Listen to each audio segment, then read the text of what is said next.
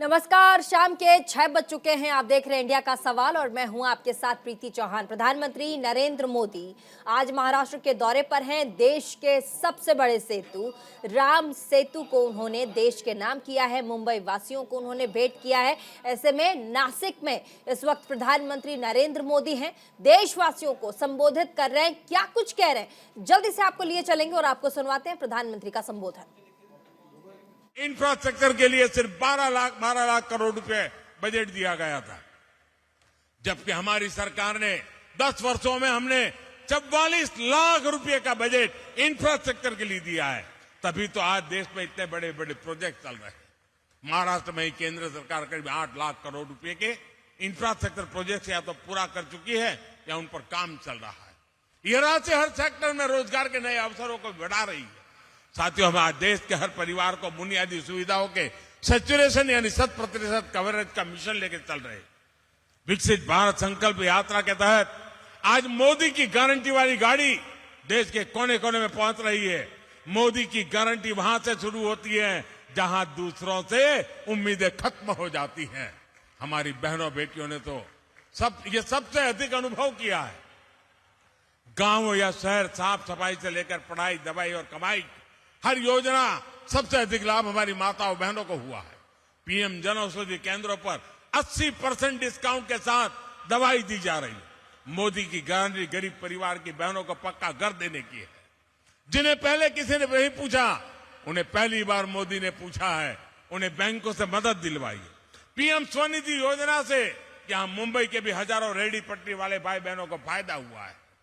हमारी सरकार महिला सेल्फ हेल्प ग्रुप को भी मदद दे रही है। बीते कुछ सालों में हमने बहनों को लखपति दीदियां बनाई है और अब मेरा संकल्प है आने वाले सालों में 2 करोड़, ये आंकड़ा सुनकर के कुछ लोग चौंक जाते हैं, 2 करोड़ महिलाओं को मैं लखपति दीदी बनाने का लक्ष्य लेकर के चल रहा हूं। महाराष्ट्र के एनडीए सरकार ने जो ये नया अभियान चलाया है, ये नारी सशक्तिकरण में बहुत बड़ी भूमिका निभाएगा। मुख्यमंत्री महिला सक्षमीकरण अभियान और नारी शक्ति दूत अभियान से महिलाओं के विकास को नई गति मिलेगी। मैं आपको विश्वास दिलाता हूं, डबल इंजन सरकार महाराष्ट्र के विकास के लिए ऐसे ही समर्पित भाव से काम करती रहेगी। महाराष्ट्र विकसित भारत का एक मजबूत स्तंभ बने, इसके लिए हम कोई कसर बाकी नहीं छोड़ेंगे। एक बार फिर आप सभी को इस नए प्रोजेक्ट के लिए मैं बहुत बहुत बधाई देता हूं। माताओं बहनों को विशेष रूप से प्रणाम करता हूं। आपने इतनी बड़ी तादाद में आकर हमें आशीर्वाद दिए, बहुत बहुत धन्यवाद।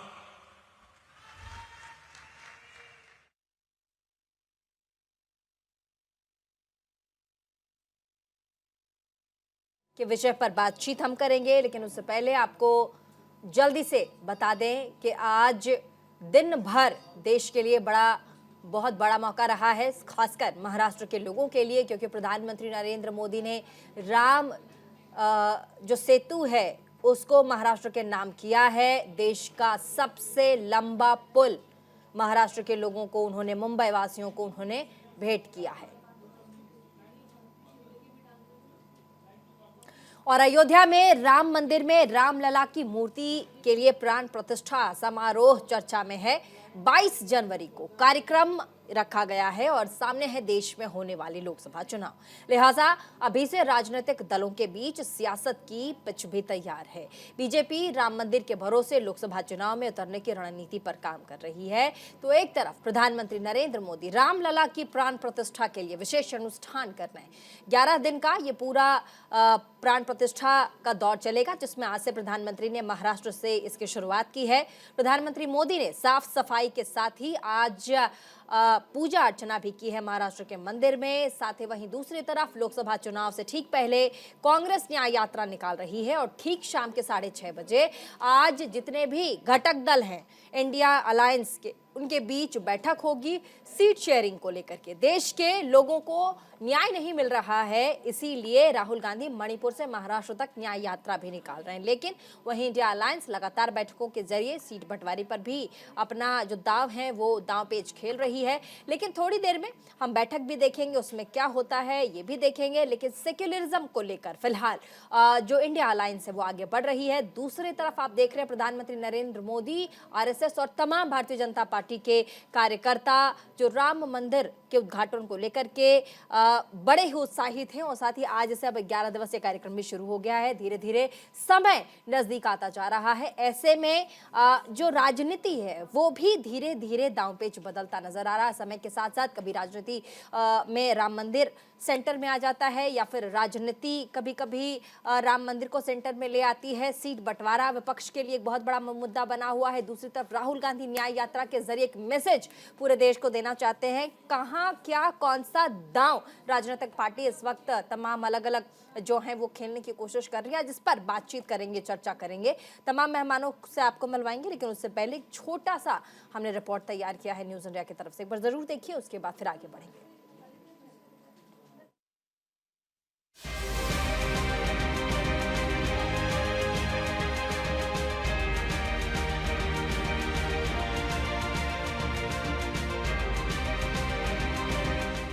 अयोध्या में राम मंदिर में रामलला की मूर्ति का प्राण प्रतिष्ठा समारोह चर्चा में है।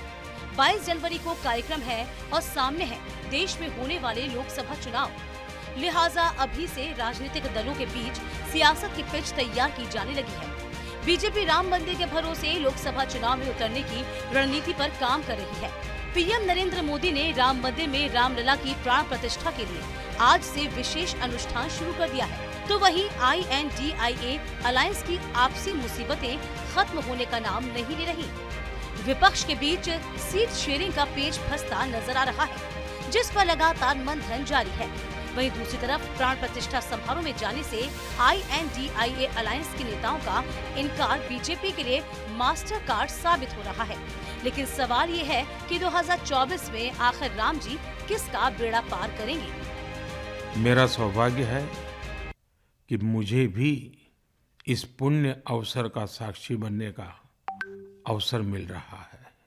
ये मेरे लिए कल्पनातीत अनुभूतियों का समय है। मैं भावुक हूँ, भाव विह्वल हूँ। मैं पहली बार जीवन में इस तरह के मनोभाव से गुजर रहा हूँ। मैं एक अलग ही भाव भक्ति की अनुभूति कर रहा हूँ। मेरे अंतर मन की ये भाव यात्रा मेरे लिए अभिव्यक्ति का नहीं, अनुभूति का अवसर है। चाहते हुए भी मैं इसकी गहनता, व्यापकता और तीव्रता को शब्दों में बांध नहीं पा रहा हूँ। लोकसभा चुनावों के लिए बीजेपी ने अभी से तैयारियां शुरू कर दी हैं। बीजेपी ने जीत की हैट्रिक का प्लान सेट कर दिया है। बीजेपी लोकसभा चुनाव में राम मंदिर के मुद्दे को लेकर मिशन 2024 को नई धारा और नई रफ्तार देने वाली है। इसके लिए बीजेपी लगातार बैठकों के जरिए रणनीति बना रही है। 2024 के चुनाव में भव्य राम मंदिर का निर्माण एक अहम मुद्दा बनने वाला है। यही वजह है कि बीजेपी प्राण प्रतिष्ठा के कार्यक्रम को ऐतिहासिक बनाने में कोई कसर बाकी नहीं छोड़ रही। आज देश के पीएम नरेंद्र मोदी महाराष्ट्र के नासिक पहुंचे, जहां उन्होंने भव्य रोड शो किया। साथ ही मंदिर में पूजा पाठ से लेकर सफाई अभियान चलाया। हमारी सरकार को अब 10 साल हो रहे हैं।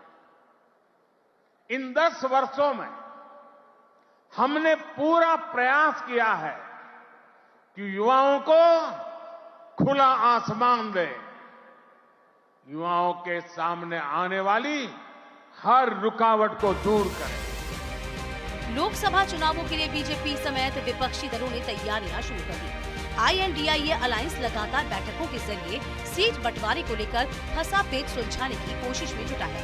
लेकिन अभी तक इंडिया गठबंधन के बीच सीट बंटवारे को लेकर फॉर्मूला तय नहीं हो पाया है। इस बीच अब दिल्ली और बिहार से लेकर पश्चिम बंगाल तक सीट शेयरिंग के पेच भी खुलकर सामने आने लगे हैं। हालांकि विपक्ष लगातार यही बोल रहा है कि जल्द ही सीटों को लेकर बात तय हो जाएगी। अरे सीट शेयरिंग का मसला जो भी होता है, कोई भी दल पत्रकारों को तो नहीं बताती है ना, तो हम क्या है बताएं। ये सब इंटरनल बात है, और पार्टी महागठबंधन जो है, हम लोग सब लोग काम करेंगे नहीं करेंगे, सीट तो बंटवे ना करेगा। हालांकि कयास लगाए जा रहे हैं 188 सीटों के बंटवारे पर सहमति के आसार बन सकते हैं। बिहार में आरजेडी को 16, जेडीयू को 16, कांग्रेस लेफ्ट के बीच 8 सीटों पर सहमति बनी है। वहीं महाराष्ट्र में कांग्रेस उद्धव 20-20, एनसीपी 8 सीट पर चुनाव लड़ सकती है।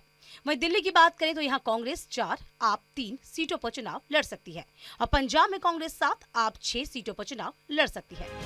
एक तरफ विपक्ष सीट शेयरिंग पर मंथन करने में जुटा है, तो वहीं दूसरी तरफ राम मंदिर की प्राण प्रतिष्ठा कार्यक्रम में कई विपक्षी दलों ने किनारा किया है। विपक्ष इस कार्यक्रम को बीजेपी का इवेंट बता रहा है। विपक्ष के इस फैसले की कई जगह आलोचना भी अब हो रही है। जो आस्था रखने वाले लोग हैं वो आज भी जा सकते हैं, कल भी जा सकते हैं, परसों भी जा सकते हैं। ये आप ही के पेपर में आप पढ़ लीजिए। मैं ये तो 6 तारीख क्लियर किया हूँ, फिर भी उसको पलट पलट के हम पे इतने वार करना ये ठीक नहीं है। ये एक कॉन्स्पिरेसी है बीजेपी की, और बीजेपी यही मुद्दे को बार बार उठा रही है। देखिए, ये अहंकारी परिवार के खिलाड़ी, अपने पैरों पे कुल्हाड़ी के माहिर लोग हैं ये, और ये हर बार जो है वो जो भी सकारात्मक चीज़ होती है उस पर जो है वो नकारात्मक तड़का लगाने की कोशिश करते हैं। जहाँ तक सवाल है राम मंदिर के निर्माण का, ये लोग जिस मुद्दे को अटका करके, भटका करके, लटका करके रखते थे, उसका समाधान सर्वसम्मति के साथ, सर्वसहमति के साथ, सौहार्द के साथ हो गया। ये इनकी कुंठा का कारण है। एक तरफ देश में लोकसभा चुनाव होने वाले हैं, दूसरी तरफ राम मंदिर का उद्घाटन होने जा रहा है। इसी को लेकर सियासी दल अपने अपने दांव खेल रहे हैं। बीजेपी जहां राम मंदिर को लेकर माहौल को अपने पक्ष में करने में जुटी है, तो वहीं विपक्ष ने इस कार्यक्रम को बीजेपी का राजनीतिक इवेंट बताकर अपने सियासी दांव चल दिया। लेकिन लोकसभा चुनाव में श्री राम किसकी नैया पार लगाएंगे, ये देखने वाली बात होगी। Neha Bhadauria, news India.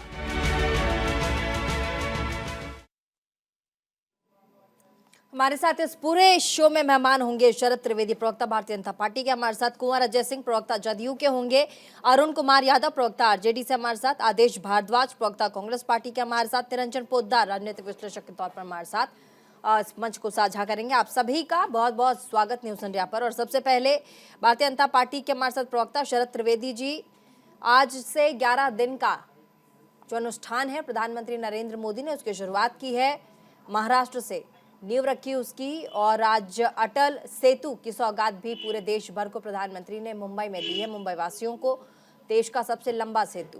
ऐसे में प्रधानमंत्री ने आज युवाओं को भी साधने की कोशिश की है, कई बड़ी बातें उन्होंने वहां से कही है।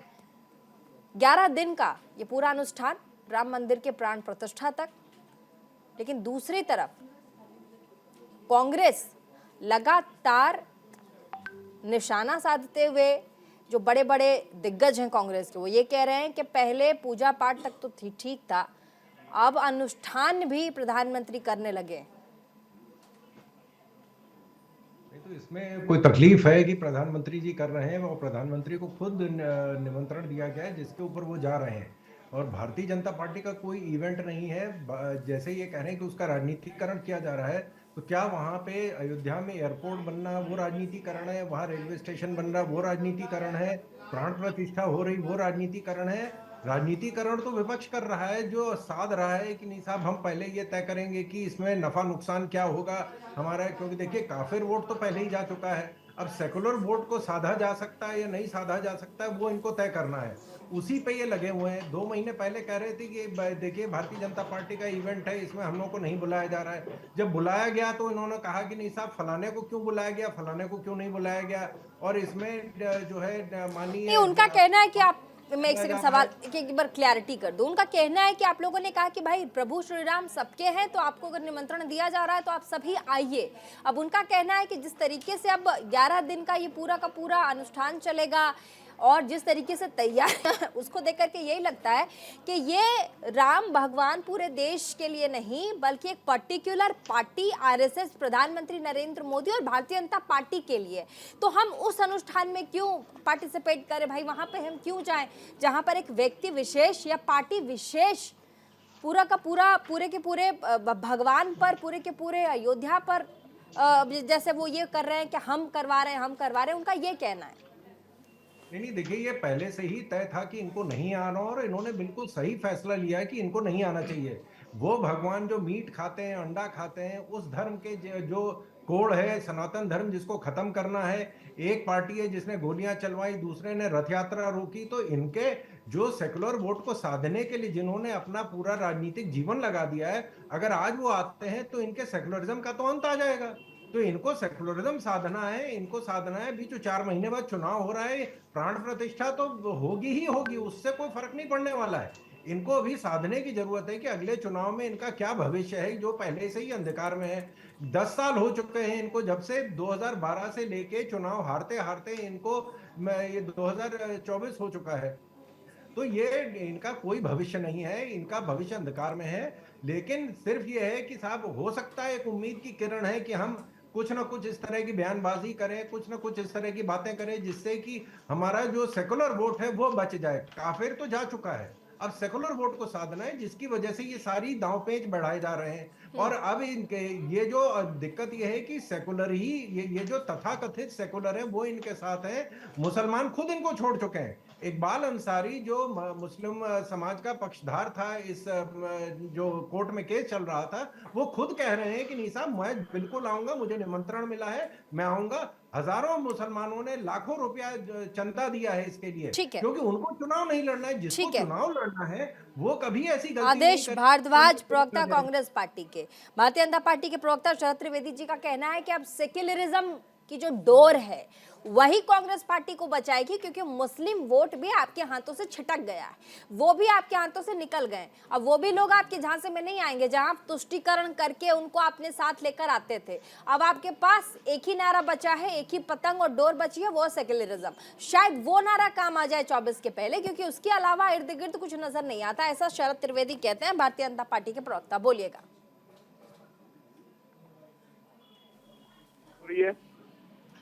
भारतीय जनता पार्टी तुष्टिकरण राजनीति करती है, मंदिर पे राजनीति करती है। जो है हमारे हिंदू धर्म के सबसे बड़े 4 हमारे शंकराचार्य धर्म गुरुओं ने क्या कहा है, उससे भी जरा शरद जी आंकलन कर ले जो है, तो शायद इनका ज्ञान खुल जाता।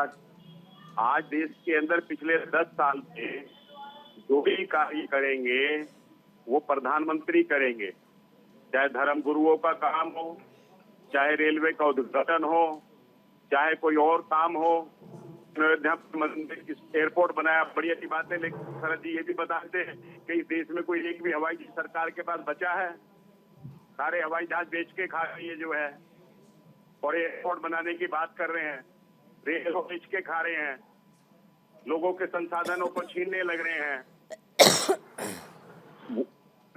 नौजवानों के साथ किस तरह से अत्याचार हो रहा है। नहीं, वोट पे 2024 के लिए प्लीज जवाब। अब वो आपसे पूछ रहे हैं कि आपको 2024 में आप लोग अगर ये कह रहे हैं कि राम नाम से आगे बढ़ रहे हैं प्रधानमंत्री नरेंद्र मोदी, तब उनका कहना है कि ठीक है भाई, राम राम हमें जितवाएंगे, हमें पता है हमें कौन लोग वोट देंगे। लेकिन वो आपके लिए कह रहे हैं कि आप लोग सेक्युलरिज्म का नारा लेकर आगे बढ़ रहे हैं, लेकिन आपके हाथों से मुस्लिम वोट भी छिटक चुका है, मुस्लिम लोग भी छिटक गए, आपके करीब वो लोग भी नहीं आएंगे।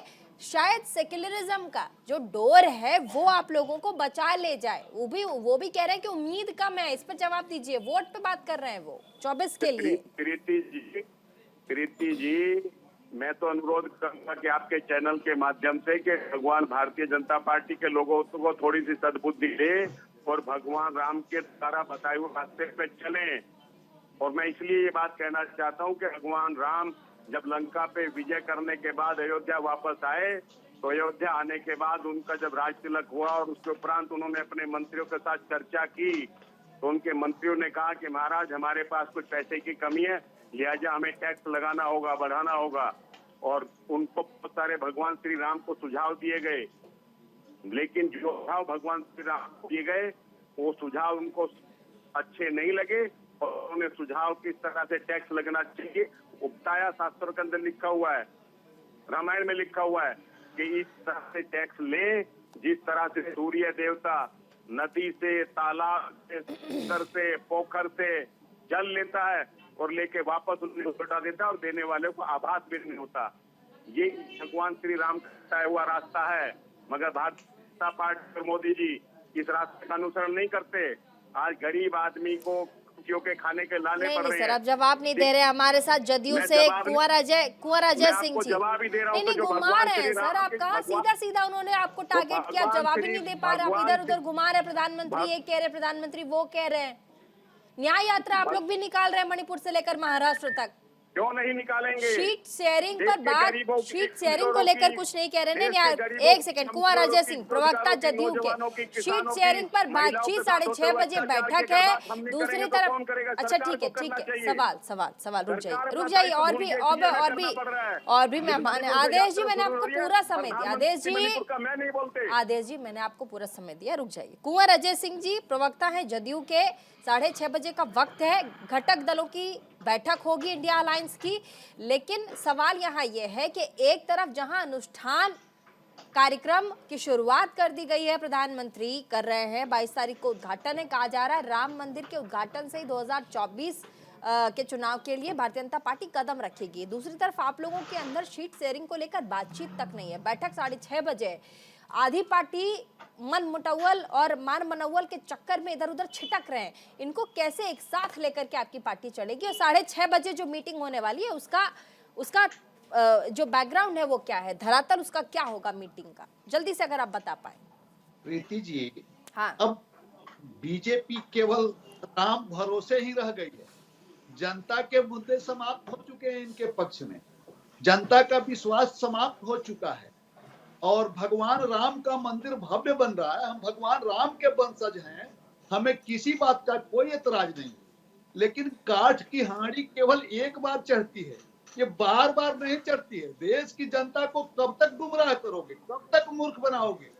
मिले मुलायम कांसीराम हवा में उड़ गए जय श्री राम। थोड़ा सा पीछे आप देखिए, ये जय श्री राम के नारा लगाकर उत्तर प्रदेश की सत्ता में आए थे और माननीय मुलायम सिंह जी और कांसीराम जी के मिलन हुआ तो हवा में उड़ गया इनका सारा व्यवस्था।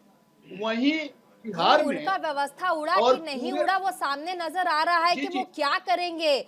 विपक्ष में जो पार्टी है, मैं कह रही हूँ आपकी पार्टी इंडिया अलायंस अगर न्याय यात्रा लेकर निकलती है तो लोगों का भरोसा भी जीतती है ना सर, लेकिन उसके लिए आपको पार्टी जो घटक दल है उनको साथ आकर आगे बढ़ना भी होगा। अब वही छिटके नजर आते हैं तो आगे बढ़ेंगे कैसे और लोगों का वोट और विश्वास पाएंगे कैसे? छोटे से ब्रेक के लिए रुकना पड़ेगा, उसके बाद तमाम मेहमान हमारे साथ जल्दी उनके पास भी चलेंगे, बस छोटे से ब्रेक के लिए रुकना पड़ रहा, कहीं मत जाइएगा, देखते रहिए prime time debate show India का सवाल।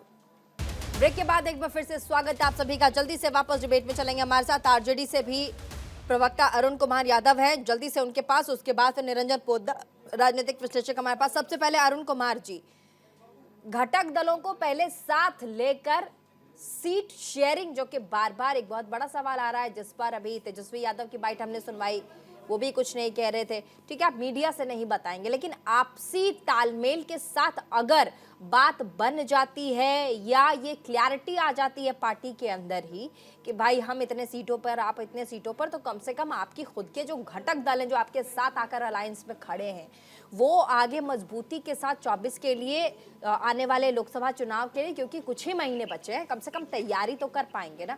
फिर आपकी इन यात्राओं का क्या फायदा जो राहुल गांधी निकाल रहे हैं कि भाई हम न्याय यात्रा निकालेंगे, हमारे देश में जो चल रहा है उसके विरुद्ध हम ये यात्रा करते हैं, इन सब का कोई मतलब नहीं रह जाएगा जब अल्टीमेटली लोकसभा चुनाव में आप लोगों को वोटें नहीं मिलेंगी। ये बहुत बड़ा सवाल है। अरुण कुमार जी,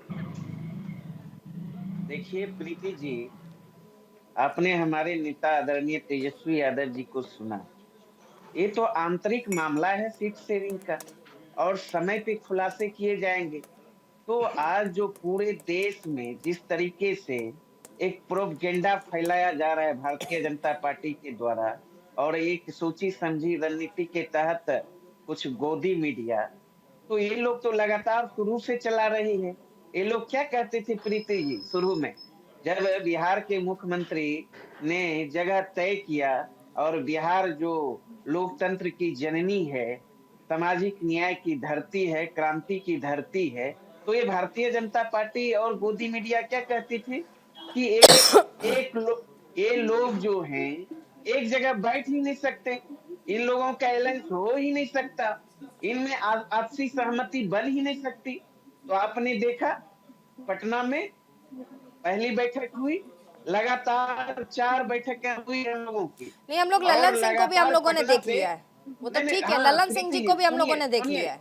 प्रीति जी सुना सबको एक ही सुन ही रहे हैं, लेकिन आप गोदी मीडिया बोल के आप अपनी बात रखिए ना। काहे आलतू फालतू की बातों में गोदी मीडिया फलाना मीडिया बोल के अपना समय बर्बाद करते हैं आप लोग। नहीं, समय में सच्चाई बोल रहा हूँ। आप जिस तरीके से, ठीक है, आप जो सवाल कर रही हैं, ये सवाल एनडीए से पूछिए। एनडीए का सीट शेयरिंग हो गया क्या? एनडीए का संयुक्त अभियान चलने लगा? मेजोरिटी में उनके पास सीटें हैं लोकसभा में, उनके पास, और 400 पार का नारा दे रहे हैं इस बार। भारतीय जनता पार्टी 400 पार का नारा दे रही है, दे रहे हैं आपकी तरफ से, ठीक है। मैं कह रही हूँ आपके अलायंस के तरफ सीट शेयरिंग पे बात मत कीजिए, सीट शेयरिंग पे बात मत कीजिए। क्या 400 पार का नारा आप लोगों ने दिया है? सवाल है मेरा, अगर आप न्याय यात्रा निकालते हैं सर 2024 के लिए, वो बेरोजगार युवा आपको वोट कब देंगे? जब आप जीत कर आएंगे, आप जीत कर आएंगे तभी आपको वोट, आप भरोसा तो दिलाएंगे ना, तभी तो आपको वोट देंगे ना सर। सुनिए ना, बोलिए। सुनिए ना प्रीति जी, सुन लीजिए, आप बात सुना करिए। आप कोई भी बोले उसकी बात को पूरा होने दीजिए। आपको बीच में बीजेपी के प्रवक्ता आप ही बात काटना। सर मेरा नाम प्रीति चौहान है और आप शायद मेरे डिबेट में पहली बार आए हैं। मेरा एक ऐसा डिबेट है जहां पर मैं सबको पूरा बोलने का मौका देती हूं। और सर प्रवक्ता आप होंगे, जदयू के हैं, आपको पैसा जदयू देती होगी, नीतीश जी देते होंगे।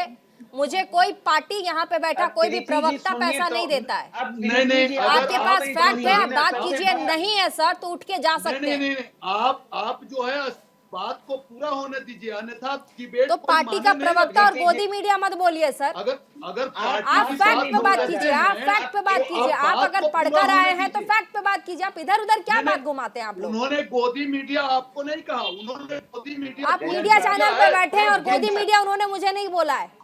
नहीं, जो चलिए अरुण कुमार जी अपनी बात रखिए, आप अपनी बात रखिए, इधर उधर की बात मत कीजिए, फैक्ट पे बात कीजिए। फैक्ट पे मैं आप फैक्ट बात पे को पूरा होने कर रहा दीजिए। हूँ, आप सुनिए। आप किसी की भी बात पूरा नहीं होने दे रही है। बात को पूरा फैक्ट होने दीजिए, अन्यथा इस डिबेट का कोई माने नहीं है। बोलने दीजिए सर, बोलने दीजिए उनको। प्रीति जी आपको पता होगा एनडीए के खिलाफ तमाम जो देश के राजनीतिक दल एकजुट हुए हैं और इंडिया गठबंधन का जो निर्माण हुआ है, उनका एक ही मकसद है, जन सरोकार के सवालों पर इंडिया गठबंधन का निर्माण हुआ है। महंगाई हो, बेरोजगारी हो, गरीबी हो, भूखमरी हो, लोकतंत्र लहूलुहान हो रहा है, संविधान खतरे में है, इन सारे सवालों को लेकर भारतीय जनता पार्टी और एनडीए के खिलाफ इंडिया गठबंधन का निर्माण हुआ है। यहाँ किसी का व्यक्तिगत स्वार्थ नहीं है और यहाँ लोकतांत्रिक तरीके से इंडिया गठबंधन का निर्माण हुआ है। और जन सरोकार के सवाल पर जितने भी इंडिया गठबंधन में घटक दल हैं, तमाम नेता, तमाम पार्टियां तरह तरह अपने तरीके से अभियान चला रहे हैं। हम भारतीय जनता पार्टी के लोग नहीं हैं जो कि धर्म के आड़ में हम राजनीति रोटी से। सर इस मीटिंग की रूपरेखा बता पाएंगे? 6:30 बजे जो घटक दल की मीटिंग है उसकी रूपरेखा बता पाएंगे? जदयू के प्रवक्ता हमारे साथ है, सर आप ही रूपरेखा बता दीजिए। कुंवर अजय सिंह जी रूपरेखा बता दीजिए। 6:30 बजे जो मीटिंग, सर इतना समय मैं एक प्रवक्ता पे दूंगी तो पूरा डिबेट शो, और भी लोग बैठे हैं। जल्दी से कुंवर सिंह जी, ये जो मीटिंग 6:30 बजे होगी इसकी रूपरेखा क्या है? जी प्रीति जी, छोटे शब्दों में अपनी बातों को रखिए आप लोग। सेंटेंस में इसका रूपरेखा बताते हैं कि एक तरफ तानाशाही है, हिटलर शाही है, और दूसरे तरफ लोकतंत्र है। इस मीटिंग में लोकतंत्र की व्यवस्था को पारित करते हुए लोकतांत्रिक तरीके से जो भी बातें होंगी लोकतांत्रिक तरीके से होंगी। हमारे सत्ताधारी दल के अनुसार तानाशाही, हिटलर शाही, मोदी शाही के अनुसार कार्य नहीं होगा। लोकतंत्र की यही खूबसूरती है कि 10 दल जो कि विपरीत विचार रखते हो, विपरीत व्यवस्था रखते हो, अलग अलग उनके नेता हो, एकत्रित होकर के अगर लोकतांत्रिक तरीके से आपस में कोई मीटिंग रखते हैं, यही लोकतंत्र की पराकाष्ठा। ठीक है, निरंजन पोद्दार जी राजनीतिक विश्लेषक हमारे साथ, एक बार भी नहीं उनको मौका दीजिए बोलने का। निरंजन जी, आपने तमाम पॉलिटिकल जो स्पोक्स पर्सन है उनको सुना, एक तरफ प्रधानमंत्री नरेंद्र मोदी जो कि अब 2024 के लिए चुनाव के लिए मैदान में कूद गए हैं। 11 दिन का अनुष्ठान आज से उसकी शुरुआत हो रही है। दूसरी तरफ इंडिया अलायंस की पार्टी जहां पर 6:30 बजे आज बैठक होगी।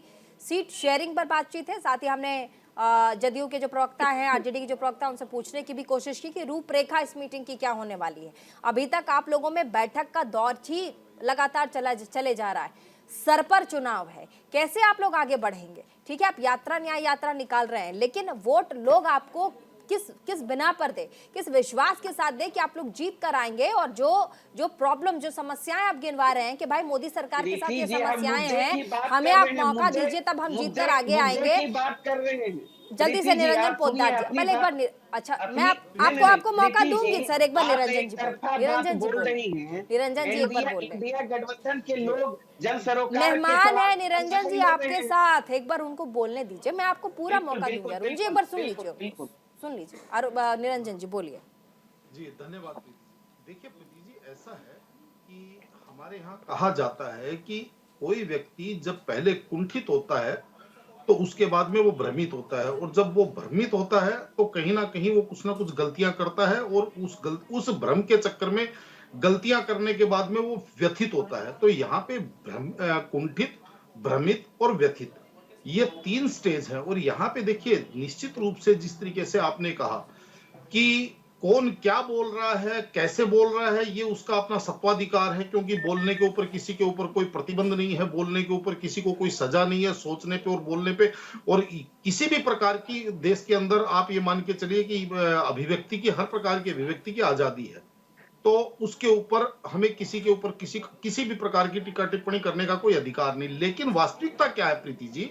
वास्तविकता ये है कि जिस तरीके से राजनीतिक व्यक्ति लोग जब डिबेट में आते हैं या किसी भी कार्यक्रम में आते हैं तो वो ये कहते हैं कि ऐसे ऐसे देश बिल्कुल बेजार स्थिति में चला गया है और जनता जो है आज भारतीय जनता पार्टी को उखाड़ करके फेंकने के लिए तैयार बैठी है। जबकि सबसे पहला उदाहरण इस बात का ये है कि जनता कितना तैयार बैठी है, इस बात का इसी से आप अंदाजा लगा लीजिए कि जिन लोगों ने परस्पर दुश्मनी की राजनीति करी, यानी कि परस्पर एक दूसरे के विरोध में राजनीति उत्पन्न करी, आज वो तमाम पार्टियां एक साथ आने को मजबूर हो गई। मतलब कहीं ना कहीं भारतीय जनता पार्टी का अभी भी भय है कि एक साथ आए बिना भारतीय जनता पार्टी को पराजित नहीं किया जा सकता। यानी कि परस्पर विरोधी पार्टियों की बात कर रहा हूं, जिन्होंने पूरी जिंदगी एक दूसरे के विरोध में राजनीति करी, उन लोगों की बात बता रहा हूं। अब दूसरी बात, और इसके अंदर क्या है प्रीति जी, इसके अंदर दूसरी बात यह है कि मैं क्यों कहता हूं कि भ्रमित व्यक्ति, और भ्रमित इसलिए कहता हूं क्योंकि देखिए जब भी कोई देश के अंदर विमर्श छिड़ता है तो उसके अंदर कभी कुछ बोलने लगते हैं, कभी कुछ बोलने लगते हैं।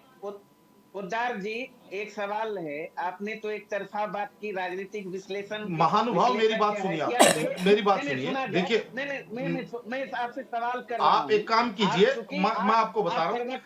नहीं, आप एक काम कीजिए, सुनिए, मैं निवेदन कर रहा हूँ, आप एक काम कीजिए, अगली बार जब डिबेट में मैं आऊं तो मुझे एक स्क्रिप्ट लिख करके दे देना, जो आप लिख करके भेजोगे मैं बोल दूंगा टीवी के ऊपर, मैं अपने विचार नहीं बोलूंगा उस टाइम। अच्छा, उनके अपने विचार हैं, उनको बोलने तो दीजिए, उनको एक सेकंड का मौका दीजिए। आपने मौका दिया है, उनको मौका भी नहीं दिया, उनको बोल तो ले रखने देते, बताओ। अरे उनको बोलने तो दीजिए, एक सेकंड बोलने दीजिए, तभी आप काउंटर कीजिएगा।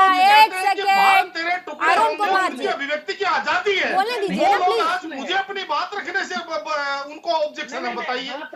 नहीं, आप ये चाह रहे हैं, अगर श्रीमान जी आप ये चाह रहे हैं कि मैं आपकी लिखी हुई स्क्रिप्ट यहाँ पे आकर के पढ़ लूं, तो अगली बार ऐसा ही कर लेंगे। समझिए तो निरंजन जी, आप समझिए, आपसे एक आग्रह था छोटा सा, आप तो एक दूसरे चश्मे से, आप दूसरे दिमाग से सोच रहे हैं, कोई गलत ये नहीं है। मैं क्या सोच रहा हूँ भाई साहब, आपको सोचने की आवश्यकता और समझने की आवश्यकता आपको है, क्योंकि जब मेरी थोड़ा सा देखिए, सुनिए मेरी बात को। हमारे यहाँ कहा जाता है कि जो सुनता है कुछ ना कुछ लेकर के उठता है, जो बोलता है कुछ ना कुछ देकर के जाता है। और यहाँ पे आप जिस तरीके से केवल और केवल बोल करके चले जाती है, लेकर के कुछ नहीं जाते आप यहाँ से। और मैं आपको एक चीज बताऊं, जिस तरीके से अभी राजनीति का दिशा चल रही है, आपने एक कभी इस चीज को सोचा है कि क्या आवश्यकता पड़ गई? आप ये बताइए, इन चीजों को कभी आपने सोचा है कि आज राजनीति की ये स्टेज क्यों आ गई, राजनीति का डिस्कोर्स क्यों बदलना पड़ रहा है,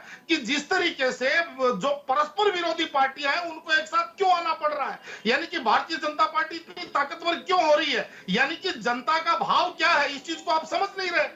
5 राज्यों के चुनाव से पहले इसी तरीके से टीवी के ऊपर तमाम बहस हो रही थी, और 5 राज्यों के चुनाव के परिणाम बाद में भी किसी ने नहीं सोचा कि ये परिणाम, अनपेक्षित परिणाम क्यों आ रहे हैं। 2024 की डिबेट के बाद में मैं आप सभी को चैलेंज करता हूं कि आप और मैं दोनों टीवी पर बैठेंगे, और उसके बाद में भी अगर आप अपनी कांग्रेस पार्टी के प्रवक्ता हमारे साथ, ठीक है निरंजन जी, कांग्रेस पार्टी के प्रवक्ता हमारे साथ, आखिर कांग्रेस पार्टी को, खासकर पवन खेड़ा को ऐसा क्यों लगता है कि अयोध्या का कार्यक्रम एक पॉलिटिकल कार्यक्रम है?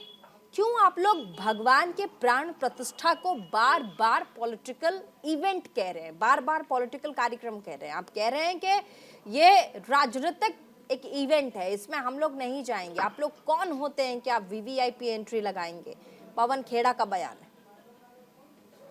प्रीति जी, मैं बड़े अदब के साथ आपको कहना चाहता हूं कि हमारे हिंदू धर्म के सबसे बड़े शंकराचार्य जी जो हैं, उन चारों शंकराचार्य जी ने स्पष्ट किया है कि राम मंदिर के नाम पे सिर्फ राजनीति हो रही है, और हमारे चारों शंकराचार्य जी वहां पर नहीं जा रहे, और ना जाने का उन्होंने कारण बताए हैं।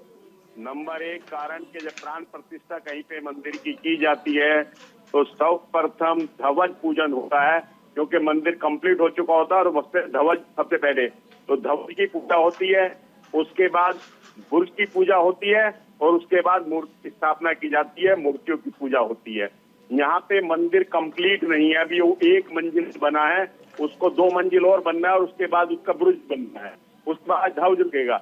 तो इस तरह से हिंदू संस्कृति हमारे संतों के द्वारा बताया हुआ, हमारे शास्त्रों में जो लिखा हुआ है, उसको ना मान के भारतीय जनता पार्टी और आरएसएस जो है उसको अपना राजनीतिक लाभ लेने के लिए, लोगों को भ्रमित करने के लिए इस तरह से जो है भगवान राम की मूर्तियों की वहां पे स्थापना कर रहे हैं।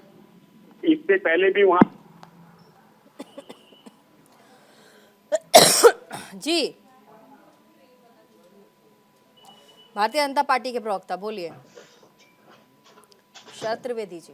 प्रीति जी देखिए, ये मुझे बार बार कांग्रेस पार्टी कह रही है, बार बार कांग्रेस पार्टी, हाँ, बार बार कांग्रेस पार्टी, पवन खेड़ा कह रहे हैं कि ये एक आम आदमी के लिए राजनीतिक तमाशा है, ये पूरा का पूरा पॉलिटिकल इवेंट है। देखिए, ये जो बता रहे हैं हमारे बड़े भाई कि नहीं साहब, वो जब जो अयोध्या डेवलपमेंट अथॉरिटी या अयोध्या के जो municipal corporation completion certificate issue करेगी, उसी के बाद शास्त्रों में लिखा है कि प्राण प्रतिष्ठा होनी चाहिए। कौन से किताब में, किस शास्त्र में लिखा मुझे बता दें, हो सकता मुझे ना पता हो। और दूसरी चीज ये है कि कभी भी जब लोग मकान बनाते हैं या कोई भी भवन बनाया जाता है, तो जो सबसे अच्छी तारीख है, तिथि है, उस दिन प्राण प्रतिष्ठा या उस दिन हवन कीर्तन किया जाता है, कंप्लीशन सर्टिफिकेट लेने के बाद नहीं किया जाता है। और जो हमारे मित्र कह रहे हैं कि नहीं साहब, जो भारतीय जनता पार्टी ने जो ये तानाशाही है, तो ये पहला तानाशाह देश है जिसमें प्रधानमंत्री को हिटलर, मिसोलिनी, एनाकोंडा, नीच आदमी कहा जा रहा है, और ये भी कहा जा रहा है कि उनकी हत्या की जाएगी। तो इसके बाद भी जो है भारत में तानाशाही है, भारत में प्रजातंत्र को, लोकतंत्र को खतरा है। और जो ये बता रहे हैं कि साहब जो गरीबी, बेरोजगारी, इसमें एक और चीज ऐड कर देनी चाहिए कि इनके जो चंद उद्योगपति मित्र हैं उन्होंने इनको पैसे देने बंद कर दिए हैं, और जब कोई प्रोडक्ट नहीं बिकता है तभी उसका नाम बदला जाता है, तभी उसकी पैकिंग बदली जाती है। एडवर्टाइजिंग करने वाले को तो बदल नहीं सकते, क्योंकि वो तो खुद ही पार्टी का मालिक है। तो 98 में एनडीए बना था, 2004 में यूपीए बना था, और हमसे पहले उन्होंने नाम बदल दिया, क्योंकि साहब मार्केटिंग नहीं हो पा रही थी, सामान नहीं बिक रहा था, तो उन्होंने कहा कि साहब नई पैकिंग करी जाए, नए तरीका अपनाया जाए, उसके बाद किया जाए। और इसमें नाम पे भी आप देखें कि जो ईमानदार नेता हैं, जो युवा नेता हैं, और ममता दीदी, इनके बीच, तीनों के बीच में अभी ये तय नहीं है कि नाम किसने दिया। नीतीश बाबू इससे नाखुश है, उनको ये नाम पसंद नहीं है। उधर ममता दीदी के साथ पूरा जो मेघालय का पूरा यूनिट कांग्रेस का है, वो ममता दीदी के साथ चला गया है। ममता दीदी ने कह दिया वो सीपीआई के साथ चुनाव नहीं लड़ेंगे, और सीपीआई ने कह दिया कि हम हर सीट पे बंगाल में चुनाव लड़ेंगे। और दिल्ली में आम आदमी पार्टी जो जिन सीटों पे बंटवारे की बात कर रही है, वो सारी सीटों पे दिल्ली में हार चुके हैं। तो उन्हें मालूम है कि हम हारे या कांग्रेस हारे, कोई फर्क नहीं पड़ता है, दे देते हैं इनको सीटें। उधर पंजाब में बाजवा जी जो हैं इनके नेता, उन्होंने कह दिया है कि हम आम आदमी के साथ कोई समझौता नहीं करेंगे।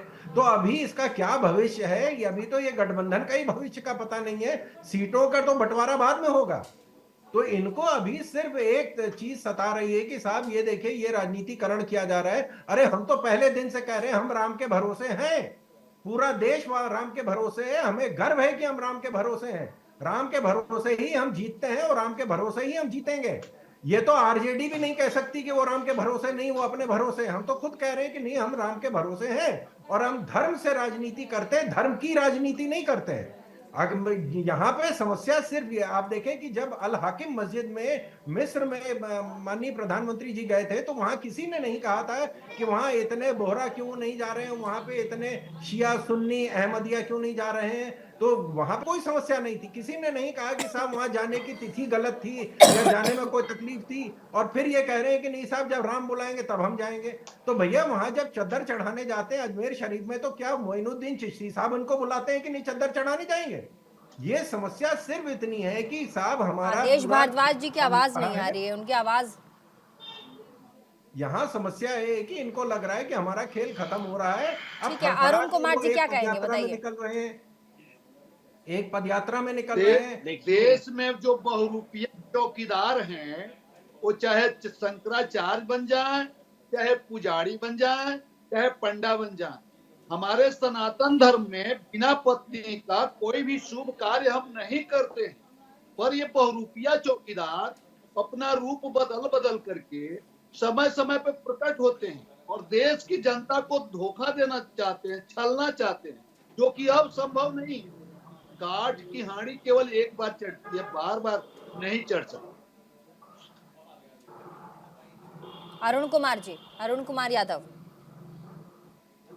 देखिए प्रीति जी, बीजेपी के प्रवक्ता जो बोल रहे थे कि हम तो स्पष्ट हैं, हम धर्म के नाम पे ही राजनीति करते हैं, तो इनको पता होना चाहिए अब भावनात्मक मुद्दे देश में चलने वाले नहीं हैं इनका, न ही इनके भावनात्मक नारे चलेंगे।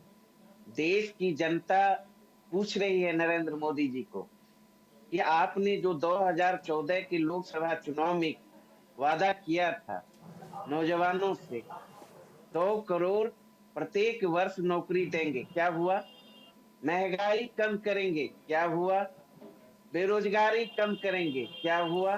विदेशों से काला धन लाएंगे। अगर आप लोग कम करेंगे, कम से कम अगर आप लोग जीत के आएंगे। नहीं, सुनिए प्रीति जी, सुन लीजिए ना, आप फिर बीच में आप अपना सवाल दाग देंगे तो फिर पूरी बात मेरा कैसे होगा? बोलिए बोलिए। इन्होंने तो कहा था किसानों की आय 2 गुनी करेंगे 2022 तक, 2022 तक प्रत्येक गरीबों के को छत मुहैया कराएंगे, क्या हुआ?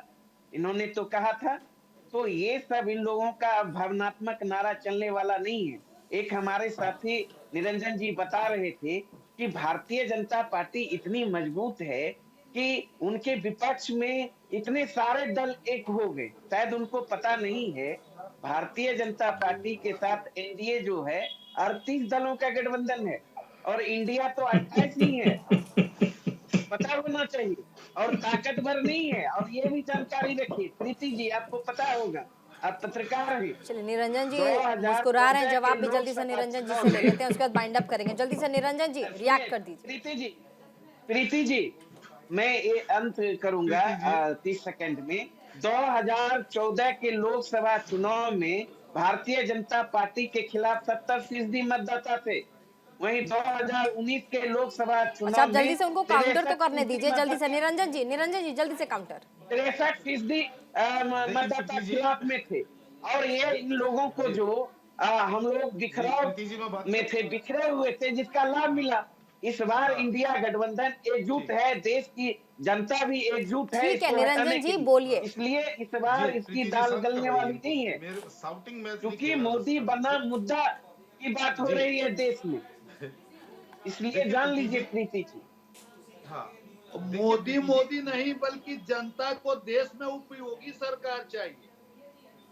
हाँ, देखिए प्रीति जी, ऐसा है कि जब कुछ बोलो तो बहुत अप्रिय लगता है, लेकिन मेरे को एक चीज नहीं समझ में आई कि कोई व्यक्ति बोलने से पहले कभी उसके ऊपर मंथन भी करता है कि जिस तरीके से ये बात कर रहे हैं कि भाई ये हो गया वो हो गया। मुझे एक बात बताइए, अब ये कह रहे हैं कि 38 दलों की भारतीय जनता पार्टी का है और ये 26। मेरा मतलब ये था कि परस्पर विरोधी दल का मतलब समझते हैं कि नीतीश कुमार जी ने लालू यादव जी को गाली दे दे करके अपनी राजनीति शुरू करी थी।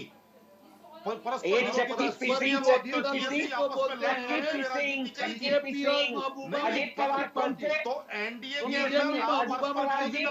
अजीत पवार जी, में परस्पर विरोधी दल बताइए आप।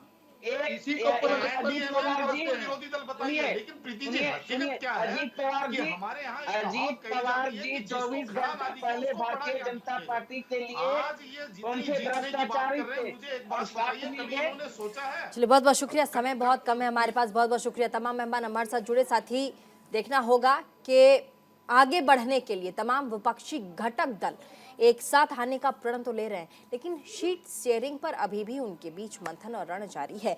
मीटिंग 6:30 बजे के लिए की बात हुई थी। अभी स्टार्ट की शुरुआत जो बैठक इंडिया अलायंस की वो हो चुकी है, लेकिन होता क्या है इस बैठक में, क्या निकलकर सामने आता है, उस पर हमारी नजर रहेगी।